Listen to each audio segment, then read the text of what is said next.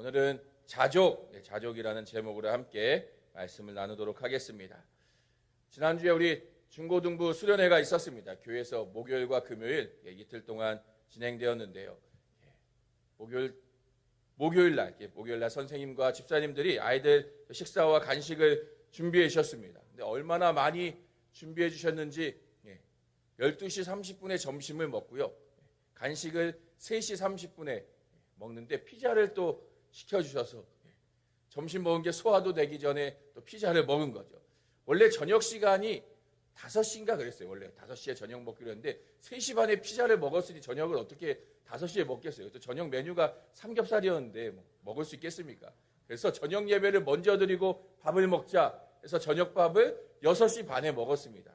3시간마다 거의 밥을 먹다시피 한 거죠. 제가 그날 이렇게 집에 가서 이렇게 소파에 앉아서 아이에게 야, 아빠 오늘 하루 종일 너무 많이 먹고 왔다. 점심을 12시 반에 볶음밥 해주셔서 맛있게 2그릇이나 먹고 또 3시 반에 피자 먹고 또 저녁에 삼겹살 6시 반에 삼겹살 먹고 왔다. 3시간마다 밥 먹었다. 아이에게 이야기했더니 저희 아이가 하는 말이 아빠 무슨 신생아야? 라고 이야기를 하더라고요. 제 신생아들은 3시간마다 밥을 먹는데 우리 중고등부 아이들 신생아처럼 키우시는 우리 선생님들 대단하십니다. 잘 먹고 잘 먹어서 그런지 아이들이 너무 큰 것 같아요. 그렇죠? 자, 우리는 지금 나의 상황과 형편에 얼마나 만족하며 살아가고 계신가요? 아마 대부분은 우리가 만족하지 못하며 살고 있을 것입니다. 지금보다 더 나은 삶, 조금 더 많이 가지고 더 많은 것을 누리며 살기를 아마 우리가 다 원할 것입니다. 그래서 지금보다 더 열심히 일하며 돈을 벌고 살아가는 것이죠. 그러나 어떤가요? 아무리 노력해도 내가 원하는 것을 다 이룰 수 없습니다. 또 시대적으로도 아무리 애쓰고 노력하고 하여도 정말 속된 말로 개미처럼 일해서 돈을 번다 할지라도 지금 젊은 세대들은 어떻습니까? 서울에서 내가 살 방 한 칸 구하기가 어려운 것이 지금 현실의 시대입니다. 그래서 사람들은요, 이러한 문제를 정부가 해결해 주기를 기대하지요. 정부가 내놓을 그 부동산 정책, 일자리 창출들, 이런 뉴스들에 대해서 사람들은 많은 관심을 가지고 살아갑니다. 또 대통령에 대해서도 기대하는 것이 가장 큰 부분이 경제를 어떻게 회복할 것인가, 그것을 기대하지요. 근데 과연 정부가, 대통령이 이런 문제를 해결할 수 있을까요? 지금 대통령이 정부가 바뀐 지 2달이 되었습니다. 어떠신가요? 조금씩 달라지는 것이 뭔가 체감되어지시나요? 아니면 전과 전혀 다를 게 없다 생각되어지시나요? 2달의 짧은 시간이라 우리가 아직은 평가할 수 없겠지만요. 그러나 사실 크게 달라지지 않을 것을 우리는 너무나 잘 알고 있습니다. 과거의 경험으로 볼 때에도 어떻습니까? 대통령이 바뀌어도 정부가 바뀌어도 다시 우리는 여전히 만족하지 못하고요. 여전히 부족한 것 투성이었음을 우리가 기억합니다. 자, 그러면 누가 어떻게 우리에게 그 만족을 가져다 줄 수 있는 것일까요? 우리의 허무한 마음, 우리의 공허한 마음, 이 마음을 어떻게 채울 수 있는 것일까요? 저는 오늘 말씀이 채워지지 않는 그 허무한 시대를 살고 있는 우리 모두에게 하나님의 그 은혜 안에서의 체험을 얻고 위로가 될 수 있길 소망합니다. 자, 오늘 본문의 말씀 가운데 바울은 2가지를 말해주고 있습니다. 첫째는 자신이 지금 어떤 상태에 이르게 되었는지를 이야기하고 있고요. 두 번째로 어떻게 그러한 수준에 도달할 수 있게 되었는가를 바울은 말해주고 있는 것이죠. 지금 바울이 말하고 있는 이 2가지 원리는 그리스도인이 이 땅을 살아가는 삶의 원리라고 말할 수도 있을 것입니다. 바울은 자신이 알게 되고 또 그것을 통해서 도달하게 된 이것을 빌립보 교회가 또 그곳의 성도들이 함께 알고 따라가기를 원하며 오늘 본문의 말씀을 전하고 있습니다. 자, 먼저 바울이 어떤 상태에 이르게 되었는지 우리 11절과 12절 말씀을 같이 한번 읽어보겠습니다. 내가 궁핍함으로 말하는 것이 아니니라. 어떠한 형편에든지 나를 자족하기를 배웠노니 나는 비천에 처할 줄도 알고 풍부에 처할 줄도 알아. 모든 일 곧 배부름과 배고픔과 궁핍에도 처할 줄 아는 일체의 비결을 배웠노라. 자, 지금 읽은 11절 말씀에 보면 나는 자족하기를 배웠다라고 말합니다. 나는 자족하기를 배웠다. 자족이라는 말이 무엇인가요? 스스로 만족한다라는 말이죠. 지금 현재 처한 자기의 그 형편에 대해서 나 스스로 만족하게 느끼고 부족함이 없다고 여기는 것을 자족이라는 말로 표현합니다. 어떤 상황이나 조건, 환경이나 처지와 상관없이 내 스스로 만족함을 느끼는 것, 그것이 자족이지요. 그래서 바울은 11절 말씀에 어떤 형편에든지 나는 자족한다라고 말하고 있습니다. 또 이어지는 12절 말씀에도 비천에도 처할 줄 알고 풍부에도 처할 줄 알고 배부름과 배고픔, 풍부와 궁핍 모든 상황 가운데 내가 처할 수 있다. 어디서든지 나는 만족하며 자족하는 삶을 살아간다라고 바울은 말하고 있습니다.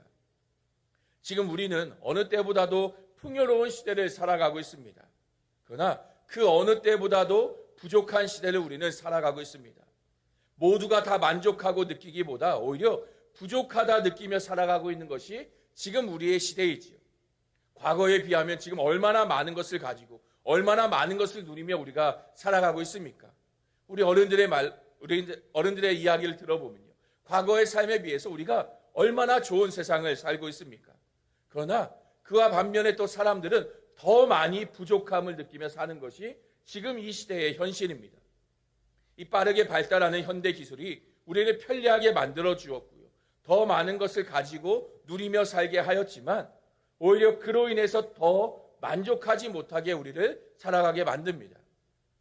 오늘 산 새로운 물건, 그것이 내일이 되면 또 구닥다리가 되어버리죠. 내일은 더 좋은 신상이 나오게 됩니다. 내가 가지고 있는 것, 오늘은 너무나 좋은 것이고 최고의 것이었지만 내일이 되면 지나가 버린 것이 되어버리죠. 어제도 쇼핑하였지만 오늘은 또 입을 것이 없는 것이 우리의 현실입니다. 오늘 아침 교회에 오실 때 어떠셨나요? 옷장을 열며 입을 옷이 왜 이렇게 없나 말하지 않으셨습니까? 근데 그 옷장이 정말 텅텅 비어 있어서 입을 옷이 없다고 말하나요? 옷장은 꽉 차 있지만 입을 옷이 없다라고 말하는 게 우리의 모습입니다. 인스타에서 또는 유튜브에서 사람들이 좋다고 자랑하는 것들을 보면 나만 가지고 있지 않는 것 같고 그래서 나도 갖고 싶은 마음이 들게 됩니다. TV에 나오는 광고들을 보면서 사실 나에게 필요한 것은 아니지만 가지고 싶다라는 마음을 우리가 얼마나 느끼게 됩니까? 또 그런 마음에 결국 그것을 가지기도 합니다. 사실 우리가 사는 지금의 시대는 우리의 이 부족함은 살아가는 데 있어서 1차원적인 필요들에 대한 부족함은 사실 아닙니다.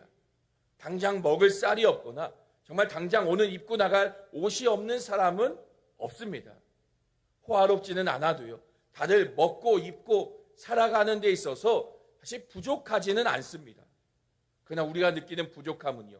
2차원적인 필요에 대한 부족인 것이죠. 더 좋은 핸드폰, 더 좋은 컴퓨터, 더 많은 명품백, 더 좋은 자동차, 더 넓고 좋은 집, 이러한 것을 가지지 못해서 느끼는 부족함이 지금 우리가 느끼는 부족함인 것이죠. 상대적으로 다른 사람과 비교해서 부족함을 느끼며 살아가고 있는 것이 우리의 모습입니다. 오늘 본문 말씀에 이 빌립보 교회가 속해 있던 빌립보 도시도 부유한 도시였습니다.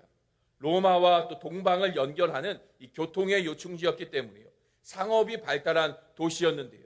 당연히 그 안에는 부유한 사람들이 있었고요. 또 가난한 사람들이 존재하였습니다.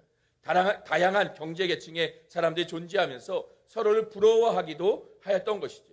지금 시대와 크게 다를 것이 없습니다. 누군가는 동양과 서양의 문화와 문명들을 먼저 받아들이고 먼저 소유한 자들이 있었고요. 또 그것을 가지지 못해서 이미 유행이 지난 옛 것을 가지고 있는 사람들, 새로운 것을 가지고 싶지만 가지지 못하는 사람들이 이 당시 빌립보 도시 안에도 존재하고 있었습니다. 서로가 비교하며 상대적 박탈감 가운데에 더 가지고자 하는 마음이 빌립보 도시 사람들이 가지고 있던 마음이었던 것이죠. 이러한 시대의 분위기와 맞물려서 이 당시에도 이 바울이 빌립보 말씀을 쓰고 있던 당시에도 그 만족함을 강조하는 사람들이 있었습니다. 상황과 환경에 영향을 받지 말고 자신의 소유에 대한 그 마음을 초월하여서 스스로 만족하며 살아야 된다. 바울이 오늘 본문에 말하는 것과 같이 자족하는 삶을 살도록 이야기하고 있는 사람들이 이 당시에도 있었다라는 것이죠. 지금 우리가 사는 시대도 그렇지 않습니까? 어떤 이들은 더 가지고 싶어하는 사람들의 그 욕구에 편승해서요. 어떻게 하면 더 가질 수 있는가를 말하는 사람들이 있습니다. 우리가 TV나 유튜브 또 서점에 가보면요. 주식 투자 성공하는 방법, 부동산 투자에 성공하는 법, 어떻게 하면 10억을 모을 수 있는지 10억 모으는 방법, 이러한 이야기들을 담고 있는 유튜브나 책들이 얼마나 많이 있습니까? 혹시 그런 것을 보시면서 나도 한번 성공해 보겠다, 나도 그것을 가져보겠다, 그런 마음으로 책과 또 영상을 보시는 분들, 또 지금도 보고 계신 분들이 아마 있을 것입니다. 그런데 정말 그들이 말하는 대로 하면 그렇게 되어지는가요? 정말 그렇게 모을 수 있던가요? 또 반대로 모든 것을 초월해야 된다라고 말하는 사람이 또한 있습니다. 지금 현재의 상태, 가지고 있는 것 만족하며 행복을 누리며 살아라, 이렇게 말하는 사람들도 있지요. 대표적인 예로 불교에서는 무소유를 강조하며 말하기도 합니다. 가진 것으로 행복한 게 아니라 지금 마음의 상태, 너의 마음을 다스리도록 말하는 것이죠. 그래서 몇 년 전에는 무소유를 말하던 한 유명한 스님이 방송에 나온 모습을 보니 그 살고 있는 집은 너무나 좋은 집이고요, 또 비싼 것들을 가지고 있고, 또 사업을 하면서 많은 소유를 가지고 있는, 무소유가 아닌 풀소유를 하고 있는 그 모습이 나오면서 사람들이 실망하기도 하였습니다. 정말 욕심을 버리고 지금 스스로의 상태가 괜찮다, 자기 스스로 자족하며 만족하며 마음을 다스리면 그러면 괜찮아지는 것일까요? 오늘 본문에서 이 바울이 자족을 말하는 것을 보면 세상 사람들이 말하는 것과 크게 달라 보이지 않습니다. 표면적으로 보면 사실 같은 말을 하고 있는 것처럼 보여지지요. 지금 상황, 어떤 형편과 처지에 있든지 자족해라, 만족해라, 그러면 행복하다. 지금 바울도 그렇게 이야기하는 것처럼 보여집니다. 그러나 사실 바울이 말하고 있는 이 자족, 나는 자족한다, 이 말은 다시 세상에서 말하고 있는 마음을 다스리고 모든 것이 마음 먹기에 달렸다라고 말하는 그런 개념과는 전혀 다른 것입니다. 세상에서 말하는 자족은 괜찮다, 내 스스로 위안을 삼고 내 마음을 어떻게 가지는가, 마음을 비우고 마음을 다시 새롭게 하면, 그렇게 수양을 쌓으면 만족할 수 있다 말하고 있지만, 바울이 말하는 자족은요, 마음을 다스림을 통해서 스스로 괜찮다, 너의 마음이 만족하고 자족하도록 해라, 노력해라, 애써라 라고 말하는 것이 아닙니다. 바울은 정말로 자족, 만족되어지는 삶을 살았던 사람입니다. 빌립보 교회에 편지를 쓰고 있는 지금 이 상황에서도 바울은 감옥에 갇혀 있었지만 바울은요, 그 마음이 충만한 풍성한 사람이었습니다. 그렇게 바울은 기뻐하며 감사함으로 감옥 생활을 할 수 있었고요, 또 복음을 전하며 돌아다니는 가운데에도 육체적으로 또 경제적으로 힘들고 어려운 상황들이 분명히 그에게 있었지만 바울은 그 마음의 풍성한 충만한 것으로 채워짐으로 인하여서 기뻐하며 감사하는 그런 자족하고 만족하는 삶을 살 수 있었다라는 것이죠. 그러면 바울이 어떻게 그렇게 자족하는 마음을 가질 수 있게 되었던 것일까요? 이어지는 말씀에 보면 바울은 자족하는 방법을 배웠다라고 말합니다. 우리 12절 말씀을 다시 한번 읽어보겠습니다. 나는 비천에 처할 줄도 알고 풍부와 궁핍에도 처할 줄 아는 일체의 비결을 배웠노라. 지금 우리가 12절만 읽었지만 11절에도 보면요, 마지막에 자족하기를 배웠다라고 말합니다. 그리고 12절에도 일체의 비결을 배웠노라 라고 말하죠. 지금 바울이 태어날 때부터 자기가 긍정적이고 낙천적인 그런 사람이라서 나는 자족하고 만족하며 산다, 그렇게 말하지 않습니다. 바울도 지금 이렇게 살아가는 방법을 배워서 알게 되었다라는 것이죠. 자신도 자족하며 만족하는 삶, 그것을 배웠기 때문에 알았으니 너희들도, 빌립보 교회 성도들도 함께 이것을 배워 알기를 원함으로써 그들에게 가르치고 있는 것입니다. 지금 11절과 12절 말씀에서 우리말로는 똑같이 배웠다라고 번역하여 표현하고 있지만 사실 원어의 의미를 보면 조금 다른 의미를 가지고 있습니다.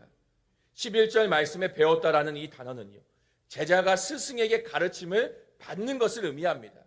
스승으로부터, 나의 선생으로부터 무언가를 배움을 얻게 되는 것, 그렇게 가르침을 받는 것, 이것이 11절에 말하는 배웠다라는 말인 것이죠.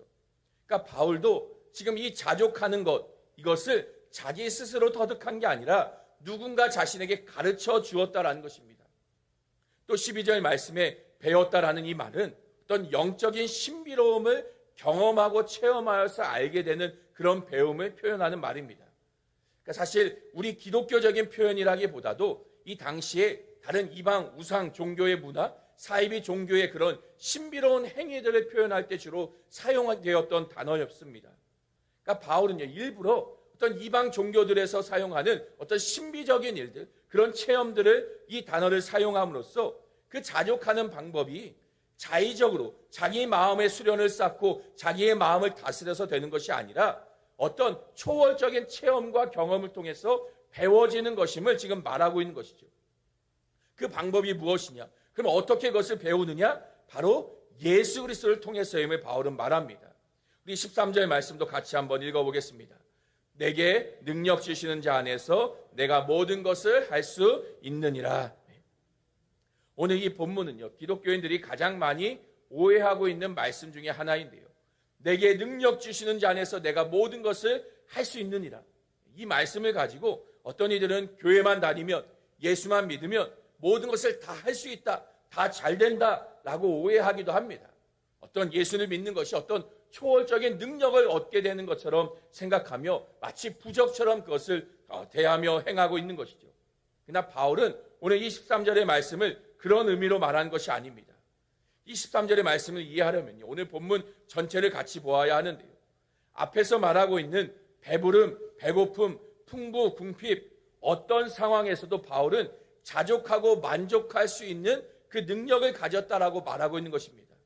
어떤 상황과 형편에든지 자기는 자족하고 그것이 만족되어지는 그 마음을 예수 그리스도, 내게 능력 주시는 자이신 예수 그리스도 안에서 배웠음을 말하고 있는 것이죠. 자기 스스로 수양을 쌓아서 어떤 학문을 연구함을 통해서 자족하는 법을 깨달았게 된 것이 아닙니다.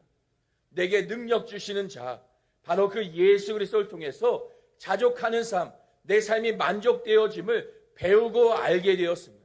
그리스도 안에 살아가며 그리스도를 통해서 그것을 경험하여 알게 되었음을 바울은 말하고 있는 것이죠. 그래서 바울은요, 지금 빌립보 교회를 향해서 그 성도들을 향해서 그들에게도 말하고자 하는 것입니다. 내게 능력 주시는 자 안에서, 그러니까 예수 그리스도 주 안에서 만족하여진다. 주 안에서 우리는 만족할 수 있다. 예수 그리스도로 우리는 만족해라 라는 것입니다. 그 예수님이 어떤 분이십니까? 바울은요, 빌립보서 2장에서 이렇게 말합니다. 우리 함께 읽어보겠습니다. 그는 근본 하나님의 본체시나 동등됨을 취할 것으로 여기지 아니하시고 오히려 자기를 비워 종의 형체를 가지사 사람의 모양으로 나타나사 자기를 낮추시고 죽기까지 복종하셨으니 곧 십자가에 죽으심이라. 예수님이 누구신가요? 근본 하나님의 본체이십니다. 그러니까 하나님과 동등된 하나님이시라는 것이죠. 그런데 그런 하나님이신 예수님께서요, 그 높은 영광의 자리를 포기하셨고 인간의 몸으로 낮아지신 예수님이셨습니다. 뿐만 아니라 모든 고난의 길, 또 죽음까지도 묵묵히 순종하며 나아가셨던 분이시죠. 어떠한 원망이나 불평도 하지 않으신 분이 예수님이십니다. 예수님은 저 하늘 영광 보좌에 앉으셨던 때에나 이 땅에 낮고 천한 자리에 임하셨을 때에나 그분은 가지지 못해서, 소유하지 못해서 불평하고 원망하셨던 것이 아니라 어디에 있든지 예수님은요, 모든 것을 가진 자처럼 행하셨고 말하셨고 사셨습니다. 왜요? 하나님께서 예수님을 다시 살리시고 온 땅 위에 가장 높으신 이름이 되게 하실 것을 아셨기 때문이에요. 성부 하나님과의 그 깊은 친밀한 사랑의 교제 안에서 하늘의 모든 영광과 그 권능을, 그 능력과 축복을 다 충만하게 누리셨던 분이셨기 때문입니다. 바울은요, 이러한 예수님의 모습을 배웠던 것이죠. 그 모습을 본받았던 것입니다. 바울은 그렇게 예수님을 따라감을 통해서요, 자신도 자족하는 방법을 알게 되었던 것입니다. 세상의 것을 통해서 자족하여지고 만족되어지는 것이 아니라 예수 그리스도 안에서 그리스도를 통해서 얻어지는 세상의 것과 비교할 수 없는 하늘의 모든 영광으로 채워지는 것임을, 더 큰 축복과 은혜를 얻게 되었음을 바울은 알았고 깨달았고 배웠기 때문에 바울은 자족한다라고 말하고 있는 것이죠. 구원의 소망, 예수 그리스도와 같이 부활하여서 영원한 생명을 얻게 될 것을 바울은 알았기 때문에 그 가치와 그 큰 은혜를 그 마음에 누렸기 때문이에요.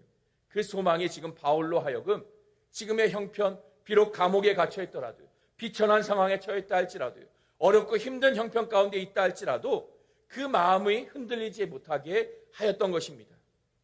바울이 말하는 모든 것을 할 수 있다라는 이 말은요, 뭐든지 다 할 수 있는 어떤 초월적인 능력을 말하는 것이 아니라요, 어떤 상황에서도 나는 견딜 수 있다라고 말하고 있는 것입니다.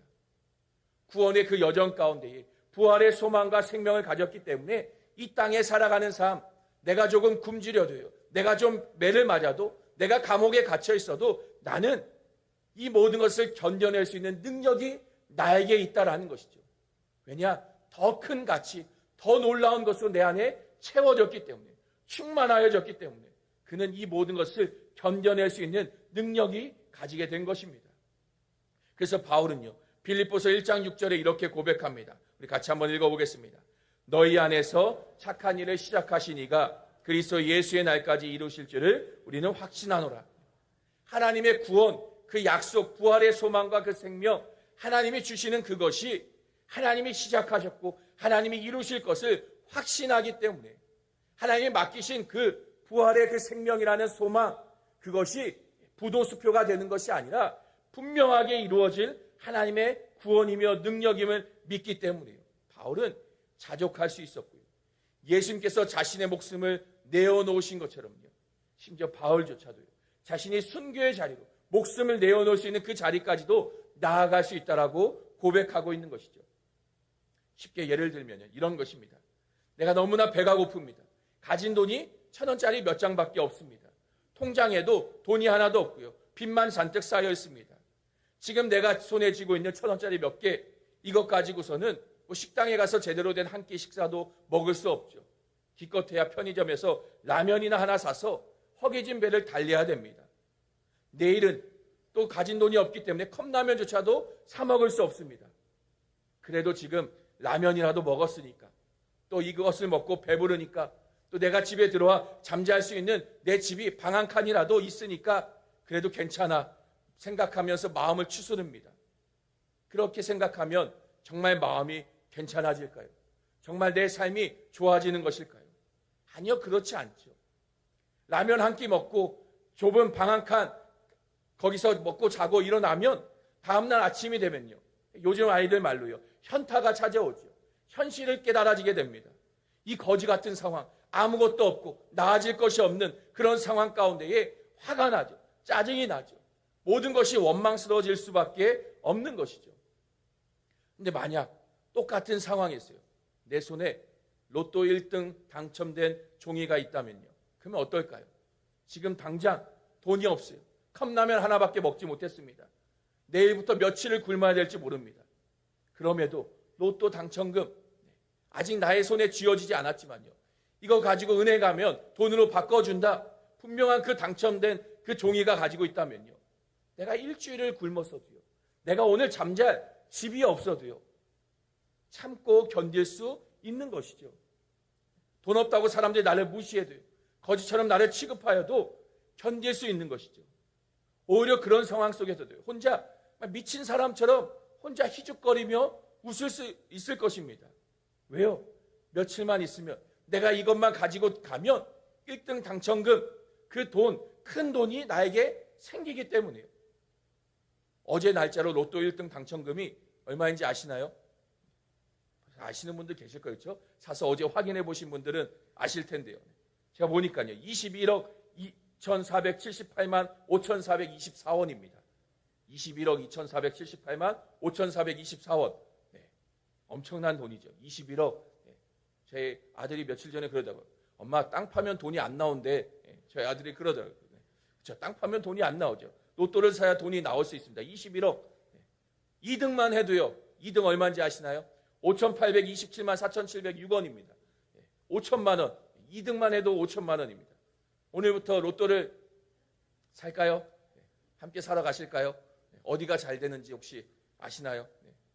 혹시 제가 어느 날 갑자기 혼자서 앉아서 괜히 희죽희죽거리며 해볼래 하고서 웃고 있다, 그러면 1등이 됐나 보구나, 저 목사님이 1등이 됐구나, 맛있는 거 사달라고 해야겠다 찾아오시기 바랍니다.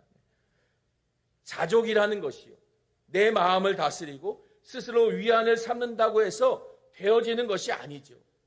지금의 부족한 상황, 또 그로 인한 어려움과 고통은 결국 내 마음을 흔들어 놓습니다. 세상이 말하는 마음을 다스려라, 마음 먹게 달렸다. 그것은 마치 원효대사의 해골물과 같은 것이죠. 우리가 어릴 때 다 배운 이야기이지 않습니까? 원효대사의 해골물, 도를 깨닫기 위해서 길을 가던 길에 밤에 잠을 자다가 목이 말라 깨어서 머리맡을 보니까 바가지에 물이 있습니다. 그 물을 시원하게 마시고 잠이 들었습니다. 아침에 눈 떠보니 뭐예요? 해골 바가지에 있던 물이었습니다. 그때 깨달았죠. 사람은 마음 먹게 달렸구나. 내가 어떤 마음을 가지냐에 따라서 모든 것이 달라진다. 근데 그것이 맞나요? 마음 먹게 달린 것인가요? 해골 바가지에 있는 물이라도, 더러운 물이라도 내가 깨끗하다 생각하고 먹으면 깨끗한 물인가요? 아니요. 그렇지 않아요. 마음을 그렇게 먹어도 내가 먹은 건 결국 꾸정물인 거죠. 해골 바가지 물인 거예요. 마음 먹게 달렸다면요. 굳이 왜 마트에 가서 생수를 사서 드시나요? 마음 먹게 달렸으니 생수다, 약수다 생각하시고 오늘부터 변기통에서 한 바가지씩 퍼서 드시면 마음 먹게 달렸으니까요. 그렇지 않습니다. 마음 먹는다고 달라지지 않아요. 괜찮다 생각하고 당장의 꾸정물을 마셔요. 근데 당장의 목은, 갈증은 해결되겠죠. 그러나 어떤가요? 계속해서 그 물을 먹다 보면요. 또 다른 갈증이 계속 찾아올 수밖에 없고 결국에 내 몸은 병들고 썩어지게 되죠. 우리의 마음을 만족하고 자족할 수 있는 방법은 마음 먹게 달린 것이 아니라 정말 우리의 마음을 채워야 하는 것이죠. 세상에 다른 것이 아닌 더 큰 가치, 더 나아진다는 어떤 소망이 우리 가운데에 주어져야만 자족할 수 있고 만족할 수 있게 되는 것입니다. 그리고 그것이 바로 예수 그리스도이심을 바울은 우리에게 말해주고 있는 것이죠. 세상은요, 우리에게 마음 먹게 달려있다라고 말합니다. 마음을 다스려라, 현재 상황에 그저 만족해라, 그렇게 말합니다. 그러나 그것은요, 올바른 처방이 결코 아닙니다. 그것은 마치 암에 걸려서 지금 괴로워하며 고통스러워하고 있는 사람에게 진통제 하나 주면서 이거 먹으면 괜찮아집니다 라고 말하는 것과 다를 바가 없지요. 물론 그 약을 먹으면 순간적으로는 괜찮아지겠죠. 그러나 어떻습니까? 문제의 근원이 해결되어지고 나아진 것이 아니죠. 그 약 기운이 떨어지면 또다시 고통이 찾아오게 되죠. 마음을 다스리며 자족해야지 그렇게 생각하지만 우리의 마음은 또다시 무너지고 다른 이들과 비교하며 내가 없는 것을 가진 사람들을 볼 때에 불만족하며 만족스럽지 못한 상황이 또다시 찾아올 수밖에 없는 것입니다. 우리의 마음이 자족하고 만족할 수 있는 방법은요, 마음을 비우거나 생각을 바꾸는 것이 아니라 결국은 채워져야만, 올바른 것을 우리에게 채워져야만 끊임없이 채워지는, 계속해서 충만하게 채워지는 것을 얻어야지만 하는 것이죠. 그것이 무엇인가요? 다른 것이 아닙니다. 예수 그리스도이신 것입니다. 오직 예수 그리스도만이 우리를 채워줄 수 있는 것입니다. 다시 말하면요, 예수 그리스도 안에서 사는 것이죠. 그리스도 안에서요, 그리스도를 통하여서요, 그리스도와 함께 살아갈 때에 예수 그리스도 안에서 우리에게 부어주시는 하나님 나라의 그 충만한 그 영광과 모든 축복, 그 모든 은혜가 우리의 마음 가운데 자리하게 될 때에, 우리 마음 가운데 채워지게 될 때에 우리는요, 그때서야 비로소 자족할 수 있고요, 만족할 수 있게 되는 것입니다. 상황과 환경에 흔들리지 않고요, 처지와 형편에 연연하지 않을 수 있게 되는 것입니다. 왜요? 우리에게 충만한 것, 끊임없이 부어지는 하나님의 은혜가 채워졌기 때문이에요. 지금 가진 것, 이 땅의 것들보다 더 크고 귀하고 가치 있는 부활과 영원한 생명의 그 구원의 소망을 우리가 가졌기 때문인 것입니다. 예수 그리스도께서 우리의 삶을 이끄실 것이고 마침내는 그 하나님 나라의 모든 것을 주실 것이기 때문에 우리는 만족하며 자족함으로 이 땅을 살아갈 수 있게 되는 것이죠. 빌립보서에서요, 바울이 여러 가지 표현과 말들을 하고 있지만요, 반복하고 있는 한 가지가 있다면 그것은 바로 주 안에서 살라라는 말입니다. 주 안에서 기뻐할 수 있고, 주 안에서 만족할 수 있고, 주 안에서 우리의 구원과 부활을 확신할 수 있다, 바울은 빌립보서를 통해서 말하고 있는 것이죠. 힘들고 어려운 이 시대를, 또 아무런 소망이 없는 이 시대를 살고 있는 우리에게 세상의 정치나 대통령, 국회의원도요, 또 세상의 돈이나 물질, 세상의 것들은 그 어떤 것도 우리의 삶에 만족을 절대 주지 못합니다. 정부에서 지난주에 15만 원 받으셨나요? 어떠신가요? 받으시고 행복하신가요? 잠깐은 행복하죠. 저도 아이 둘까지 해서 45만 원이 제 아내한테는 말하지 않았습니다. 꽁돈이 생겨서 기분이 좋죠. 뭔가 한턱 쏴야 될 것 같은 그런 생각이 듭니다. 근데 그 15만 원 금방 써버리는 돈 아닌가요? 혹시 벌써 다 쓰신 분 계신가요? 뭐 며칠이나 가겠습니까? 몇 주나 가겠습니까? 처음에는 만족하고 좋다 하지만 금세 모든 것이 다 허비되어지고 또다시 공허함이 또다시 허무함이 우리 가운데에 찾아옵니다. 나라에서 15억을 준다고 한들 과연 우리가 만족할까요? 15억 생기면 무엇을 하실 건가요? 15억 가지고 요즘에 무엇을 할 수 있나요? 좋은 차를 사고 좋은 집으로 이사를 하면 만족되어질까요? 그 마음이 며칠이나 가겠습니까? 더 좋은 차를 바라보게 되고요. 더 좋은 집을 보면서 부러워하는 게 우리의 마음인 것입니다. 지금 우리 안에 품고 있는 불만족함, 불안한 마음들, 모든 상황과 여건을 어떤 것도 해결해 주지 못합니다. 오직 예수 그리스도만이 우리의 불안함을, 우리의 부족함을 채워줄 수 있는 것이죠. 우리에게 능력을 주시는 예수 그리스도 안에서만 그리스도로 우리의 마음을 충만하게 채울 때에만 우리는요, 어떤 상황과 환경과 처지에서도 그 모든 것 가운데에 감사할 수 있고요, 만족하며 자족하는 삶을 살아갈 수 있게 되는 것입니다. 그리스도가 우리 안에 충만하게 채워지지 않는다면요, 그리스도로 채워지지 않은 그 빈자리로 인해서 우리는 공허하며 불만족할 수밖에 없는 것이죠. 오늘도 우리가 그리스도 안에서 살아감으로써 그리스도로 인하여서 충만하게 채워지는 삶이 될 수 있기를 간절히 축원합니다. 그리스도를 통하여서 우리에게 주시는 하나님 나라의 이 세상과 비교할 수 없는 그 영광과 그 은혜와 그 모든 축복들을요, 날마다 체험을 얻고 또 차고 넘치도록 얻음으로써 나만이 풍성하게 누리는 것이 아니라 이것을 나누며 베푸는 더 넉넉하고 자족하는 만족되어지는 우리의 삶이 될 수 있기를 주님의 이름으로 간절히 축원합니다. 자, 우리 말씀을 기억하면서 잠시 함께 기도하겠습니다.